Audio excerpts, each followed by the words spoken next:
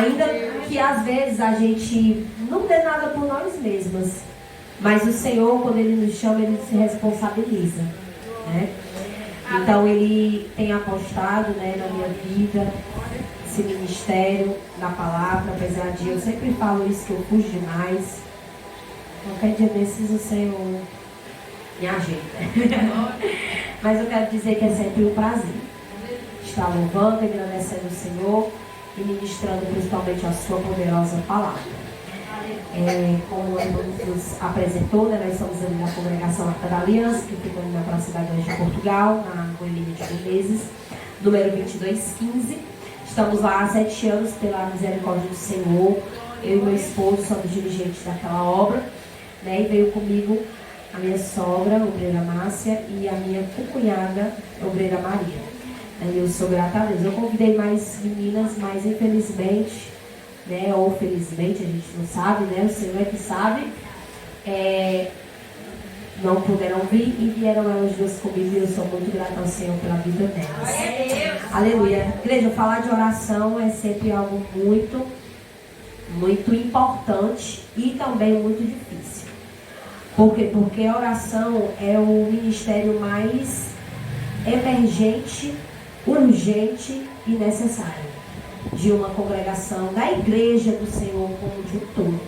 E nós vemos que nos nossos últimos dias é um ministério que tem sido muito afetado, digo em questão de quantidade, não de qualidade.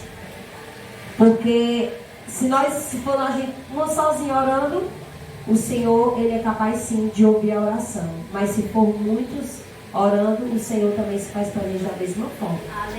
E o ministério de oração, você pode ir em todas as congregações, aqui tem, né, tem um pouco de congregação misturada, né? Temos a igreja local, temos a Assembleia de Deus, temos também a nossa congregação, a congregação Ministério da Última Hora.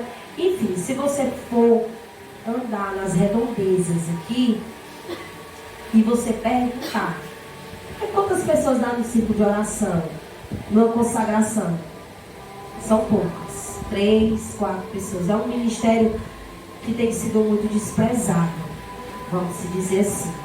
Mas ainda é o ministério mais importante de uma igreja.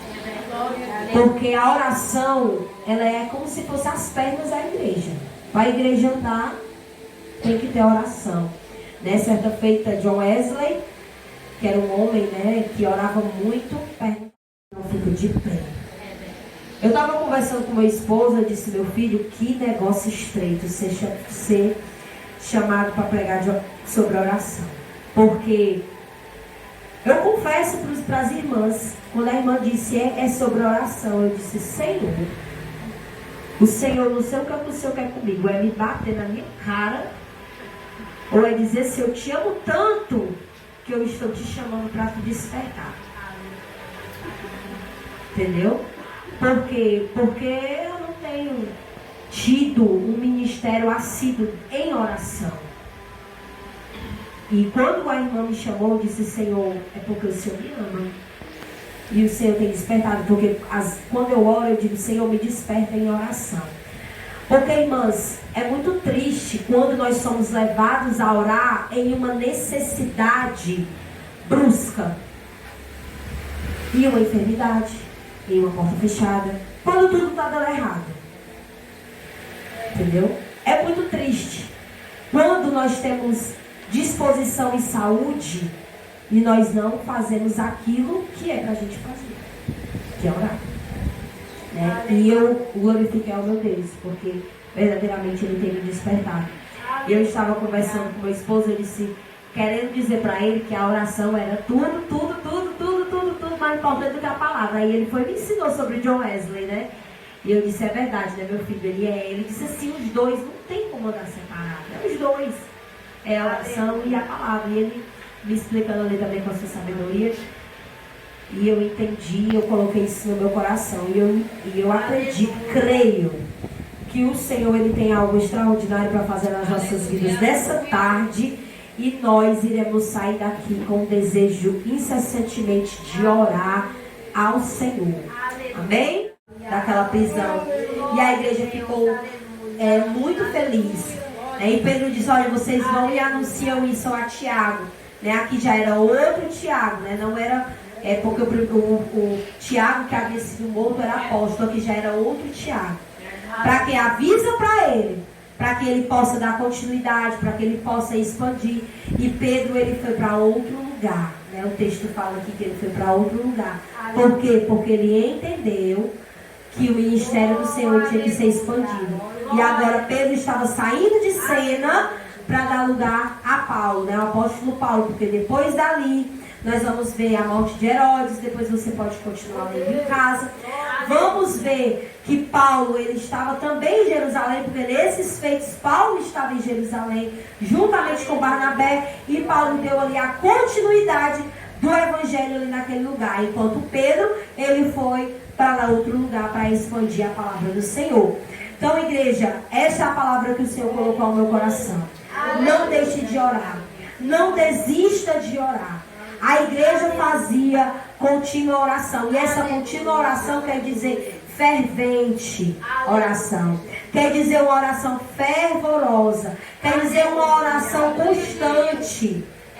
No livro de Tiago, que esse Tiago que era o Tiago irmão de Jesus, ele vai dizer que nós devemos o quê? Orar sem cessar. O livro de Tiago. O próprio Jesus, a igreja orava porque os discípulos aprenderam com Jesus. E o próprio Jesus, ensinando certa feita a eles, disse, se não me falha a memória, no livro de Lucas, conta-lhes ali uma parábola sobre o dever de orar sempre e nunca desfalecer. Então, se os apóstolos oravam, é porque eles aprenderam com alguém. E eles aprenderam com Jesus. E nós temos que entender que a oração não é a vontade da terra ser feita no céu, mas é a vontade do céu ser feita na terra. Esse é o verdadeiro propósito da oração. Porque às vezes a gente ora esperando a ajuda aqui da terra, se confiando. Às vezes tem uns que nem oram, Não, eu não vou orar não, que amanhã eu vou lá, a fulana disse que ia falar com o patrão dela para abrir a porta para mim. Não vou precisar orar não, que a mulher já vai lá falar. Não é assim, mano? Tem gente que é assim. Se esquece de orar. Eu assisti um filme, não sei se as irmãs assistiram, A Forja. E nesse filme eu guardei esta frase, coloquei no meu coração porque é muito forte. Eles ensinam que a oração deve ser o volante das nossas vidas. E não o estepe. E não o estepe. Por quê? Porque tem gente que deixa para orar depois que já está tudo acontecido. Quando nós devemos orar antes, durante e depois. A oração antes, ela simboliza fé. A oração durante, ela simboliza perseverança. E a oração depois é gratidão. Aleluia. Então é isso que nós devemos fazer. Porque elas gostam de trabalhar com as mãos, na manufatura. Tudo feito com as suas mãos, E quando a gente trabalha com as mãos, a gente lembra, sabe de quem? Do nosso Deus. Quando Ele criou o homem, Que Ele fez, tudo Ele fez com o poder da sua palavra. Mas quando Ele foi fazer o homem, Ele fez de uma forma tão especial que Ele colocou as suas mãos para criar o homem, a sua criatura. E quando eu lembro de manufatura, eu disse, o melhor artesão é o nosso Senhor, Ele tem também distribuído aí o seu dom da manufatura aí com algumas irmãs e está tudo muito lindo. Aleluia, Jesus. Atos capítulo de número 12, o verso de número 1 diz assim: e por aquele mesmo tempo, o rei Herodes estendeu as mãos sobre alguns da igreja para os maltratar. E matou à espada Tiago, irmão de João. E vendo que isto agradara os judeus, continuou, mandando prender também a Pedro. E era os dias dos ázimos. E havendo prendido, o encerrou na prisão, entregando-o a 4 quaternos de soldados, para que o guardasse. querendo apresentá-los ao povo depois da Páscoa. Pedro, pois, era guardado na prisão, mas a igreja fazia contínua oração a Deus por ele. E quando Herodes estava para o fazer comparecer nessa mesma noite, estava Pedro dormindo entre 2 soldados, ligando as suas cadeias, e os guardas diante da porta guardavam a prisão. E eis que sobreveio o anjo do Senhor, e resplandeceu uma luz na prisão, e tocando a Pedro na ilharga, o despertou, dizendo: levanta-te depressa. E caíram-lhe das mãos as cadeias, e disse-lhe o anjo: cinge-te e ata as tuas alparcas. E ele assim o fez, dizendo-lhes mais: lança às costas a tua capa e segue-me. E saindo seguia, e não sabia que era real que estava sendo feito pelo anjo, mas cuidava e que via alguma visão. E quando passaram a primeira e a segunda guarda, chegaram à porta de ferro que dá para a cidade, a qual lhe se abriu por si mesma. E tendo saído, percorreram a rua, e logo o anjo se apartou dele. Verso 11. E Pedro, tornando a si, agora sei verdadeiramente que o Senhor enviou o anjo e me livrou das mãos de Herodes e de tudo que o povo judeu esperava. E considerando ele nisto, foi à casa de Maria, mãe de João Marcos, que tinha por sobrenome Marcos, onde muitos estavam reunidos e oravam. E batendo a porta do pátio, uma menina chamada Rode saiu a escutar. E conhecendo a voz de Pedro, de gozo não abriu a porta, mas correndo para dentro anunciou que Pedro estava à porta. E disseram-lhe: estás fora de ti. Mas ela afirmava que assim era, e diziam que era o seu anjo. Mas Pedro perseverava em bater, e quando abriram, viram-no e se espantaram, e acenando-lhe com a mão para que se calasse, contou-lhes como o Senhor tirara da prisão, e disse: anunciai isto a Tiago e aos irmãos. E saindo, partiu-lhe para outro lugar. Aleluia. Podeis assentar. Aleluia, Jesus. Pela manhã teve culto também, é isso? 9 horas, não foi, irmã? Eu creio que as irmãs, que estavam reunidas aqui pela manhã, já pôde saber um pouco, desta palavra, aprender um pouco. E eu vou aqui passar para as irmãs aquilo que o Senhor colocou no meu coração. Aleluia. No verso de número 1, o texto bíblico fala que naquele tempo, no tempo que eles estavam vivendo, que era um tempo de fome. Se você ler o capítulo de número 11, vai dizer que uma grande fome passou por aquele lugar, por toda aquela região. Muitos estavam perecendo de fome. E se não bastava aquela situação de escassez, o rei Herodes colocou no seu coração o desejo de perseguir os cristãos. E me chama a atenção que nos primeiros versículos, a Bíblia é bem enfática quando ela diz que ele resolveu estender a sua mão sobre alguns da igreja. E esse alguns que ele estendeu a mão foi nada mais, nada menos do que os líderes da igreja. O livro de Atos dos Apóstolos, ele narra o crescimento, a fundação e o crescimento da igreja, do ministério, das congregações. Nós vemos, se nós lermos este livro por completo, nós vemos que o Senhor Jesus, ele havia feito uma promessa enquanto estava na terra, de que aquele evangelho se expandiria, que aquele evangelho cresceria, que muitas vidas seriam alcançadas.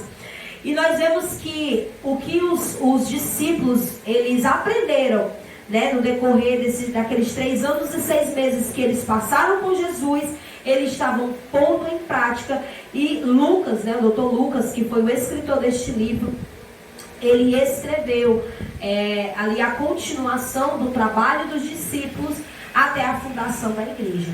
E Pedro, como nós sabemos, recebeu uma promessa de Jesus Cristo para ser o pastor, né, principal da congregação, junto ali com os 12 apóstolos de Jesus. Então Herodes, a intenção dele era maltratar e ferir alguns, mas de uma forma estratégica, porque o diabo, ele é assim, ele não, muitas das vezes ele observa a igreja do Senhor e ele fica escolhendo pontos estratégicos para poder ferir, maltratar, para aferir não somente o membro, mas para aferir a congregação por completo. E muitas das vezes os que são mais visados são os líderes, né? Por isso que é muito importante nós mantermos contínua oração aos nossos líderes, às nossas congregações. Porque se essa igreja ela está de pé, porque tem oração. E os líderes, eles têm uma grande responsabilidade. Então nós, como igreja do Senhor, temos que estar em constante oração pelos nossos líderes. Então, de uma forma estratégica, Herodes, ele escolheu matar a Tiago ao fio da espada. Tiago foi o primeiro apóstolo a morrer por mártire, né? Porque nós temos aqui nos primeiros capítulos do livro de Atos a morte de Estevão, né? Mas Estevão, ele que foi apedrejado, ele não era apóstolo. Apóstolo, Tiago, Pedro, e nós sabemos os 12 que foram escolhidos por Jesus. Então, Tiago foi o primeiro mártire, né? O primeiro que sofreu para morrer pelo nome do Senhor Jesus. E aí, Herodes viu que aquilo estava agradando aos judeus. E isso intrigou muito meu coração, sabe, igreja? Por quê? Porque os judeus eram o povo de Deus. Os judeus eram o povo, vamos dizer assim, a família também dos 12 apóstolos. Porque eles nasceram ali dentro. Então, como que pode, né? Eles estavam se alegrando em ver o seu próprio povo, seu sangue, sendo ali maltratado. E Herodes viu que aquilo alegrava ele. E se você não sabe o contexto, a principal causa que esse Herodes aqui era Herodes Agripa, a principal causa era por questões políticas, porque ele tinha uma intenção política por ali por trás. Ele, atrás disso tudo, ele tinha algo que ele desejava, que era possuir terras, poder, né? Esse Herodes aqui, ele é tido como rei Herodes. O seu avô era Herodes o Grande, aquele que quando Jesus foi nascer, ele com medo, né, daquela profecia do nascimento de Cristo, ele com medo, ele colocou um edito, dizendo, olha, para matar todos os meninos que nascerem que tiverem de 0 a 2 anos, mata, para que não pudesse se cumprir a profecia do Messias. Ele também foi responsável, ele naquela época, né, Herodes o Grande foi responsável por essa caçada, já ali para tentar parar a igreja já desde o início, entendeu? Dormindo. Como que pode uma pessoa que estava dormindo sob ameaça de morte? Porque aqueles dias, né, nós lemos aqui, que naqueles dias estava tendo uma festa na cidade, né? Era semelhante à morte de Jesus, porque quando Jesus morreu também era Páscoa. E estava tendo exatamente aquela mesma festa. E Herodes, ele estava tramando para matar Pedro após o final daquela festa. Por quê? Porque ele estava com medo de haver ali um reboliço. Porque também tinham pessoas, do mesmo jeito que tinha pessoas que gostavam do que ele estava fazendo em maltratar os discípulos, os apóstolos, maltratar a igreja, também tinha pessoas que estavam sendo convertidas. Então ele estava com medo de ter um grande conflito. E para que não acontecesse aquele grande conflito, ele decidiu fazer aquilo após a festa da Páscoa, né? E ali Pedro, ele permanecia preso. A Bíblia não fala exatamente quantos dias Pedro estava preso, mas a festa, ela durava 7 dias. E a igreja fazia a contínua oração, independente de quantos dias Pedro estava preso. E nós podemos aqui parar para conjecturar um pouco. Se Pedro tivesse sido preso a partir do primeiro dia da festa, a igreja estava ali orando já há 7 dias. Incessantemente. Isso já nos traz uma lição de que muitas das vezes a nossa oração, ela não é atendida de uma forma imediata. Mas nem por isso quer dizer que Deus não está a ouvir a nossa oração. O livro de Daniel fala de uma campanha, né? Aqui pelos nossos dias diz que é hoje em dia campanha, né? Daniel colocou no seu coração em orar 21 dias por uma determinada causa. E o texto fala que no 24º dia o anjo desceu e entregou a resposta de Daniel. Mas sabe o que é interessante? É que quando o anjo chegou no Daniel, ele disse assim: olha, Daniel, desde o primeiro dia que você se prontificou a orar, o Senhor me enviou. Mas o príncipe da Pérsia, ele interviu, ou seja, teve uma batalha. Então a nossa oração, quando ela sobe diante de Deus, e tem batalhas. Muitas das vezes o inimigo, ele se levanta para tentar intervir. Mas quando ela chega no trono de Deus, o Senhor, ele envia a resposta em um tempo determinado. Mas isso nos ensina que nós não devemos deixar de orar, porque a igreja estava em contínua oração. Nós perecemos muitas das vezes porque nós desistimos. Nós desistimos muito fácil. Quando a irmã falou 19 anos, eu disse: meu Deus, 19 anos que essas mulheres estão orando. 19 anos que aquele lugar está aberto com o propósito de oração. E isso é maravilhoso, gente. Porque o primeiro ano, às vezes é fácil. No primeiro ano, às vezes vem mais gente, né, irmã? No segundo ano, alguns já vão se cansando. Vão, não, hoje eu não vou. 19 anos não são 19 dias. É perseverança. 19 anos eu disse: Senhor, me dá graça, viu? Para mim perseverar, ser tão perseverante. Porque muitas das vezes é isso que deixa a desejar no povo de Deus. É a perseverança. E nós temos que perseverar em oração todos os dias das nossas vidas. Porque é só oração que faz com que nós venhamos ficar de pé. E então, igreja, continuando aqui no texto, né? Então Pedro, ele estava preso, porém ele estava dormindo. E a igreja estava fazendo um papel fundamental, que era orando. A igreja estava orando ao Senhor, e o Senhor enviou o anjo. Então nós podemos entender que não foi a oração que salvou a Pedro. A oração buscou o anjo, e o anjo libertou a Pedro. Então a nossa oração, ela chega até a Deus. E Deus, ele envia o nosso escape, né? Aquilo que nós estamos precisando quando nós estamos orando. E Pedro, ele estava ali de uma forma tranquila. Porque quem dorme tem tranquilidade. E o sono, ele é muito importante, igreja. Eu acredito que Pedro estava dizendo assim: eu não sei o que vai acontecer amanhã. Mas eu tenho certeza que Pedro, ele estava confiante de que ele não ia morrer. Glória a Deus. Lendo as escrituras, eu digo: Senhor, muita fé, uma pessoa saber, porque assim, Herodes, ele não estava fazendo uma promessa só, era uma ameaça. Por quê? Porque Pedro poderia pensar: ele fez com o Tiago, vai fazer comigo também. Mas Pedro, ele tinha uma confiança, uma convicção de que ele não iria morrer. Porque sobre ele tinha uma palavra. Sobre ele existia uma promessa. E é o que muitos não entendem quando leem esse texto.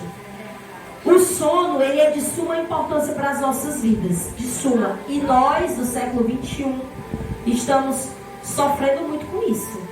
Porque quando as pessoas não estão tendo seu sono tranquilo, estão precisando dormir sob efeito de remédios, estão precisando ter um sono turbulento, de que não consegue tirar aquele sono de descanso.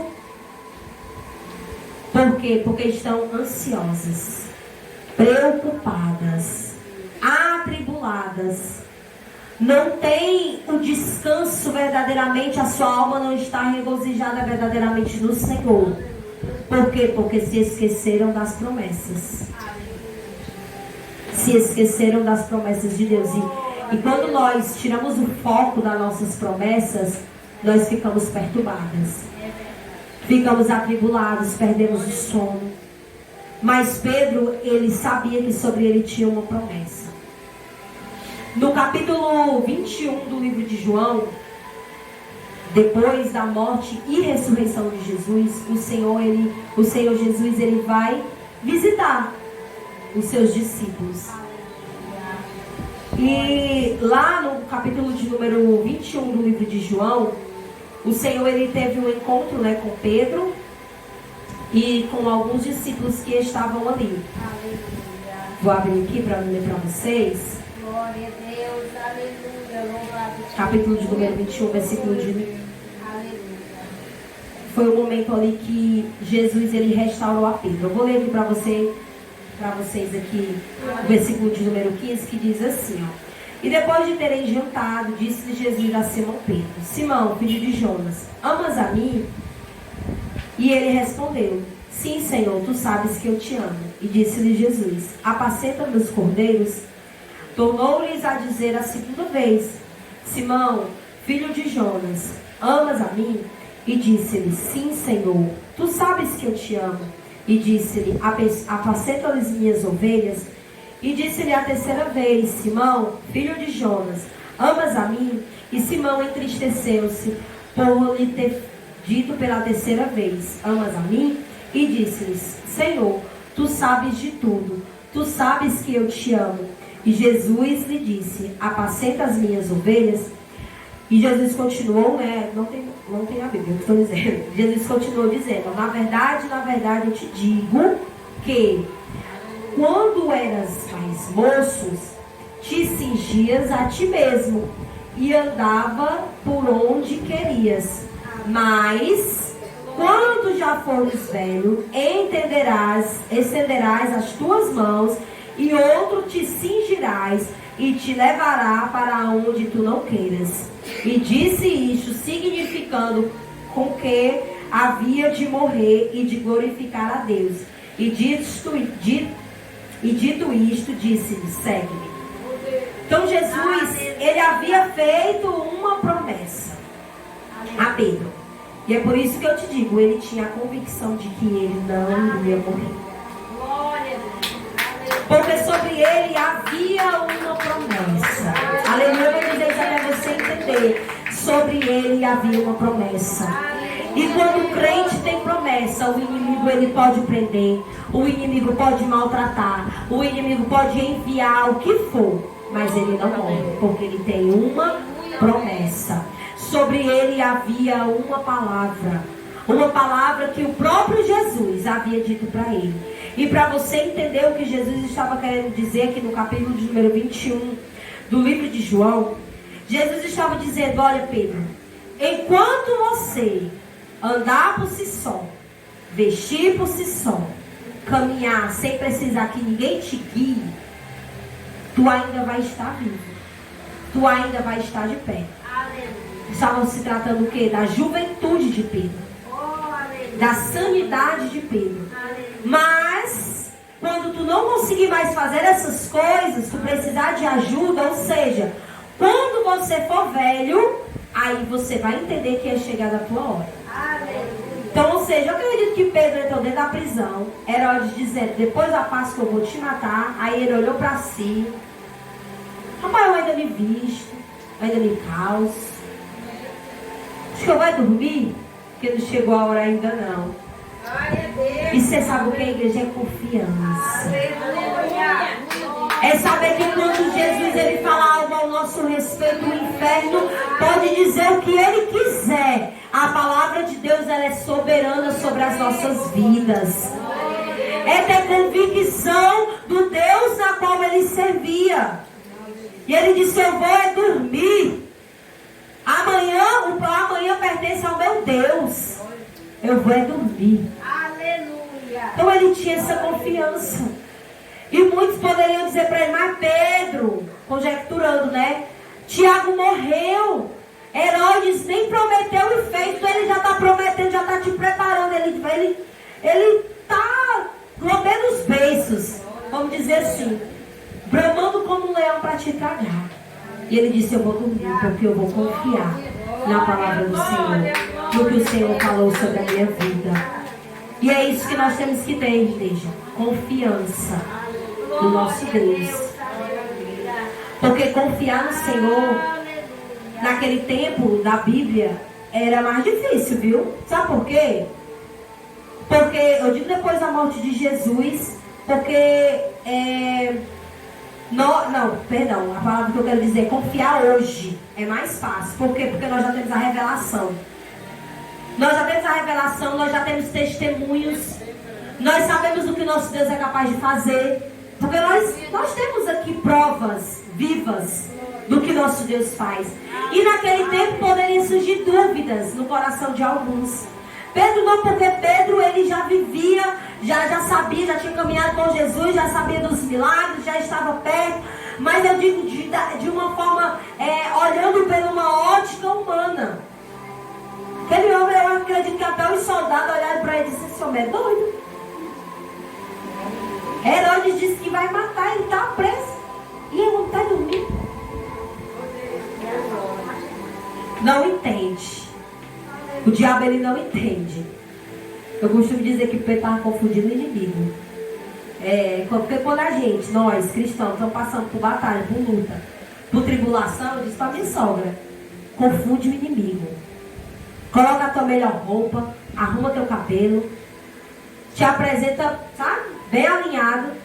As pessoas vão olhar na rua e vão dizer assim: não, ela não está passando, não é por luta. Está confundindo o inimigo. Aleluia.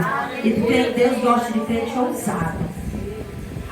Né? E a igreja estava orando ao Senhor, dizendo: Senhor, livra Pedro. Não deixa que Herodes faça com Pedro a mesma coisa que ele fez com Tiago. E parando para ler, eu fiquei: será que a igreja não estava orando por Tiago também? Mas orou a igreja. Com certeza orou. Mas foi propósito de Deus a morte de Tiago. Permissão de Deus. Porque Deus ele permite algumas coisas, mas ele não permite tudo. E ele mostrou para a igreja: olha, eu permiti a morte de Tiago, mas ainda não é o tempo determinado de Pedro. Então Pedro, ele estava debaixo da guarda romana, mas ele estava principalmente debaixo de oração e da guarda protetora do nosso Senhor. Então a igreja ele estava orando fervorosamente. Eu acredito que muitos ali estavam apreensivos, com medo. Eu acredito que muitos daquele ciclo de oração, irmã Joseni, pastor Joseni, estavam com medo. Será? Porque no nosso meio tem pessoas que têm a mesma fé que a gente, mas também tem pessoas que têm um coração duvidoso, ficam com medo. É natural, é o ser humano. E eu acredito que naquele meio tinha pessoas que estavam ali, orando sim, buscando sim, clamando sim, mas ainda tinha um pouco de dúvida. E era necessário que o Senhor ele executasse esse grande milagre, porque foi um milagre grande, para provar para aqueles que Deus ainda está no controle de tudo. E o interessante é a forma na qual o Senhor ele resolveu esta situação. A Bíblia fala que no meio da madrugada, no meio da noite, desceu sobre aquela cadeia um clarão, um anjo, através de um resplendor. Uma luz muito forte entrou dentro daquela cela. E o anjo despertou a Pedro. Só para você ver O sono de Pedro era um sono profundo. Não era um sonozinho qualquer. Não é um sono de mãe, que eu brinco que mãe dorme assim. Mãe de filho pequeno principalmente. Que a minha irmã que tem 3 anos, não sei como é que ela dorme. Porque antes, quando eu não tinha minha filha, tinha que derrubar a porta, viu, pra poder me acordar. Agora com a minha filha, o sono, ela faz aí eu já tô 2, porque é sono de mãe. Então Pedro, ele não tava com sono muito maneiro, não. Porque a gente, quando tá dormindo num quarto escuro, que alguém acende a luz, a gente desperta sem querer, né? Imagine um clarão que desceu dentro daquela cadeia, daquela prisão. E Pedro não acordou. Pedro estava no sono do justo. Pedro estava ligado no salmo, né? Que diz que em paz eu me deito e logo pego no sono, né? Porque o Senhor, ele vela, né? Pelo nosso sono. Então o anjo entrou ali dentro para acordar. Pedro teve que cutucar. Pedro, meu filho, sacode. E Pedro se levantou atordoado, que foi. Aí Pedro, o anjo acalmou ele primeiro. Calma. Aí ele, bora, vamos. Conjecturando, né? E o anjo disse, te calça, Pedro. Te veste, Pedro. Isso é maravilhoso, porque com certeza que Pedro lembrou da promessa de Jesus naquele momento.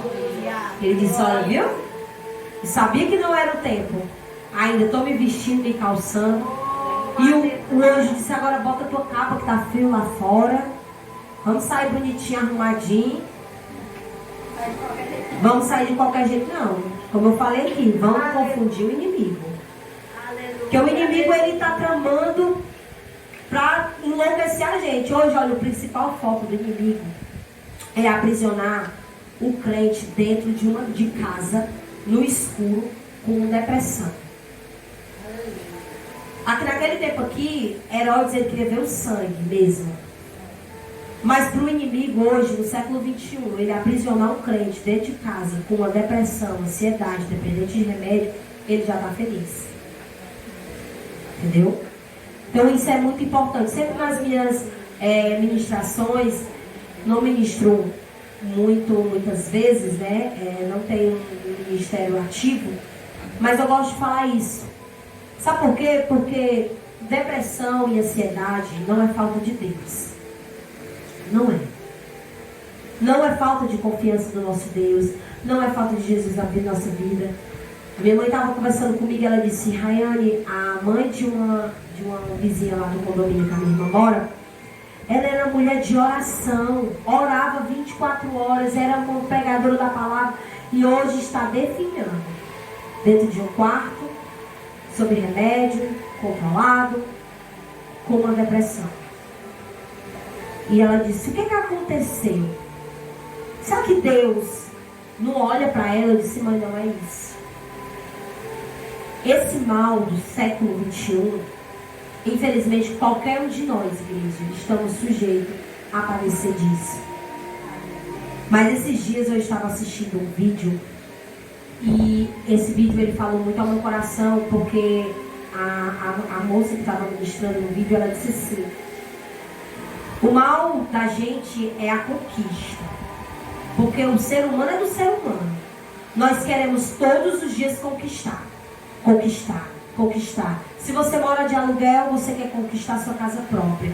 Se você tem um celular que não tá bom, você quer conquistar um celular melhor. Se você não tem um carro, você quer conquistar. É do ser humano. Isso é errado, não? Não é errado. Mas sabe qual é o problema? É o desejo incessante que às vezes acaba ocupando os espaços que deveria ser preenchido por coisas divinas. É você querer conquistar tanto que você está se esquecendo de fazer algumas coisas que era para você fazer. E isso lá no final, porque às vezes a gente corre, não conquista, e é isso que às vezes acaba acarretando uma ansiedade, porque a ansiedade é o excesso do futuro. Que é a preocupação, o que é que vai acontecer amanhã, não é que amanhã eu vou conseguir, amanhã eu vou... Entendeu? E mesmo assim, mesmo você vindo para a igreja, mesmo você orando, mas a sua mente é trabalhando nisso. E a depressão é o quê? Excesso do passado. O que eu sofri ali, o que não deu certo ali, o que aconteceu ali, o que me fizeram ali, me maltrataram ali. E aquilo ali, quando você para, fica cheio. Aí às vezes a gente acaba assim, ou com excesso de passado, depressão, ou excesso de ansiedade, que é o futuro. E esquecemos de confiar nas promessas. Esquecemos de nos ligar nisso. Então não é falta de Deus. Porque Deus, ele está ali. E às vezes as pessoas que padecem desse mal estão na igreja, ouvindo a palavra, o Senhor lembrando das promessas, tentando avivar, mas quando passa pelas portas da igreja, esquece de tudo. Entendeu? Então que nós possamos ter a nossa mente sã. E saber que o principal das nossas vidas não é os bens materiais. Porque o próprio Jesus disse: olha, olhem para as coisas do alto. Olhem para as coisas do alto, que a traça não corrói, não corrompe. A traça, as coisas materiais, as traças, o ladrão mina e rouba, mas as coisas do alto não. Então nosso principal pensamento deve estar nas coisas do alto, para que esse mal não venha chegar também nas nossas vidas. Aleluia. Se porventura alguém padece, né, desse mal no nosso meio, que o Senhor, ele possa verdadeiramente agir com libertação sobre a sua vida. Aleluia. E te curar, né? Porque graças a Deus que hoje em dia tem tratamentos, tem os médicos que nos ajudam, e isso é graças a Deus. Porque se não fosse Deus, seriam os números de suicídio seriam ainda maiores. Mas graças ao nosso Deus, que deixou a medicina para nos ajudar, né? Voltando aqui para a palavra. A igreja, ela estava ali orando, porque sabia que só o recurso da oração é que poderia operar isso, né? E o anjo entrou ali naquela cadeia e fez, armou, né, aquela libertação de Pedro. E quando Pedro e o anjo iam andando, posso aqui imaginar que a cada portão que o anjo ia abrindo, os soldados estavam ali todos acordados, mas não conseguiam ver o que estava acontecendo. E quando chega no portão principal, que era o portão que dava para a cidade, o portão, ele se abriu automaticamente. Hoje para nós é muito comum. A gente chega no shopping, chega no banco, um portão com sensor de presença, né?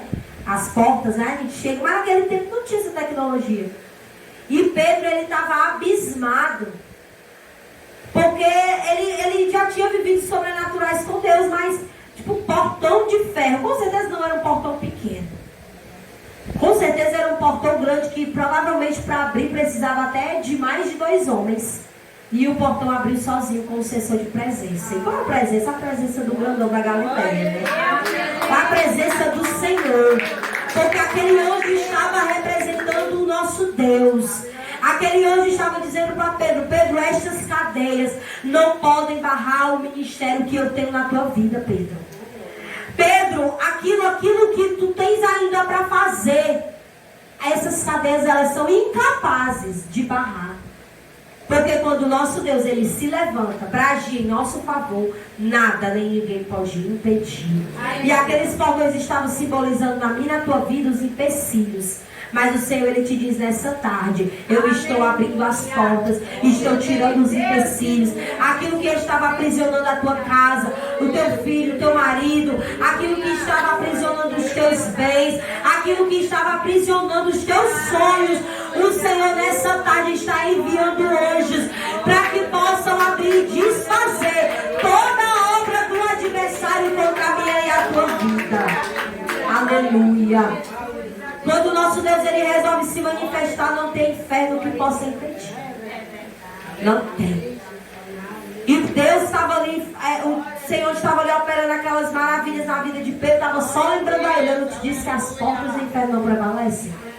Eu não te disse que tu só vai morrer quando tu estiver velho? Estava só dando gás para Pedro continuar. Aleluia, Jesus. Aleluia. Certas perseguições às vezes é necessário nas nossas vidas, igreja. Porque quando tudo está bem, às vezes a gente quer se esquecer de orar. A gente fica acomodado. A gente se esquece de cumprir as agendas da igreja. Tudo está bem. É verdade. Aí o Senhor, Ele envia perseguição, provas, lutas, para que nós venhamos despertar a sua presença. Porque a igreja, ela só cresceu sob perseguição, na prensa. O povo teve que ser perseguido, por quê? Porque tinham na sua mente que iam pregar só ali. Mesmo Jesus, o próprio Jesus tendo dito, olha, este evangelho tem que se espalhar por Samaria, até os confins, em Jerusalém, em Samaria e até os confins da terra, mas eles estavam acomodados. Aleluia. Aí o Senhor foi necessário enviar perseguição para que o povo pudesse despertar. Aleluia. E a igreja começou a crescer, e é por isso que até hoje nós continuamos sendo perseguidos. Não é a perseguição como era nesse tempo, mas ainda continuamos sendo perseguidos. Mas todas as vezes que vier uma perseguição sobre as nossas vidas, entenda que é para você crescer. Tem um pregador que diz que o crente é igual massa de bolo. Quanto mais bate, mais cresce. E é verdade. É igual clara, né? Clara de ovo, né? Para crescer tem que bater. Então, quando vier as perseguições na nossa vida, é para que nós venhamos entender que para a gente expandir, para a gente crescer. Olha, a gente não gera testemunho sem sofrimento. Não tem. Não tem como você gerar um testemunho sem sofrer. Não tem. Tem que ter uma perseguição. A irmã contou aqui um testemunho, né, grandiosíssimo, né, que o Senhor fez na vida dela. Tratou ela no ano de 2024. Para quê? Para que hoje estivesse gerando esse grande testemunho. Então não tem testemunho sem sofrimento. Para o crente, ele chegar numa tribuna e contar um testemunho, ele tem que contar também as lágrimas. Porque através das nossas lágrimas é que vai gerar testemunho para as nossas vidas. E para a edificação do próximo. Porque eu aprendi que o evangelho, ele não é para ser vivido, aquilo que Deus faz nas nossas vidas não é para nós. É para gerar testemunho, porque até o testemunho que a gente gera é para a edificação do outro. É uma porta que está fechada, irmã. Eu orei tanto para a porta se abriu. Eu estou gerando fé no coração do meu irmão. É a irmã que passou o ano todo sofrendo, passando por cirurgias. Para quê? Para chegar aqui e testemunhar na nossa vida. Porque se porventura nós estivermos passando por uma enfermidade, o Deus que fez a vida da nossa irmã faz na nossa vida também. Então até os testemunhos que a gente gera não é para nós. É para glorificar o nome dele. É para exaltar o nome dele. Para edificar a fé na vida dos nossos irmãos. E quando Pedro, ele chegou ali na casa de Maria, que bateu naquela porta, é até às vezes cômico nessa parte, né? Porque a serva Rode, ela ouviu, porque eu acredito que Pedro estava batendo e chamando. E quando ela ouviu a voz de Pedro, ela, ao invés de abrir a porta, de tanta alegria, ela correu para avisar que Pedro estava lá fora. E aí, como eu lhe falei, né? Alguns daquele meio estavam um pouco incrédulos. Por quê? Porque quando ela disse, gente, é Pedro. Eles disseram, Pedro não pode, Pedro está preso. Pedro está preso, não pode ser ele. E ela disse, não, é Pedro. E quando eles foram lá e abriram a porta e viram que era Pedro, grande foi o alvoroço. Nós vemos aqui, igreja, a resposta da oração. Quando o crente ora, o Senhor envia a resposta ele bate na sua porta. Aleluia. Porque Pedro, ali dentro naquela região, ele conhecia várias casas de oração. Tinha vários lugares que se reuniam, porque aqui não era uma igreja propriamente dita. Naquele tempo, alguns abriam as suas portas, as suas casas, e faziam ali a oração, e eram denominadas igrejas, né?